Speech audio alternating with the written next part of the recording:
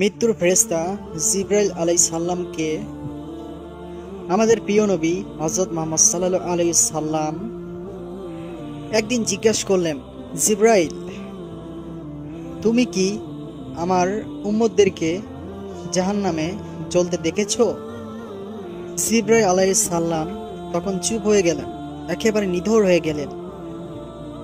কেননা জিবরাইল আলাইহিস সালাম জানতেন তিনি সেই নবী, সেই রাসূল সাল্লাল্লাহু আলাইহি সাল্লাম, যিনি মক্কায় কাঁটাযুক্ত রাস্তায় চলতে রাজি আছেন ইসলাম ধর্মের প্রচারণার জন্য। মক্কার অলিতে গলিতে পাথর ঢিলও খেয়েছেন।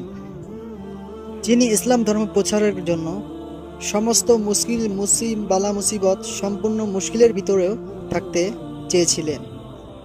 এই আখিরি নবী যদি জাহান্নামে ওনার উম্মতদেরকে জ্বলতে দেখেছে জানে, তাহলে তিনি সেটা কিছুতেই মেনে নিতে পারবেন না। আল্লাহু আকবার। আমার নবী এমন নবী ছিলেন যিনি তার সন্তানদেরকে চেয়েও বেশি ভালোবাসতেন তার উম্মতদেরকে। এমন নবীর জন্য জান কোরবান দিতেও রাজি। তাই কমেন্টে একবার হলেও ইয়া রাসূলুল্লাহ লিখতে পারেন। আশা করি ইসলামিক ভিডিও ভালোবেসে থাকলে আমাদের ইসলামিক চ্যানেলটি সাবস্ক্রাইব করে সঙ্গেই থাকবেন। ভিডিওটি শেয়ার করতে ভুলবেন না, আর লাইক অবশ্যই করবেন। আল্লাহ হাফেজ।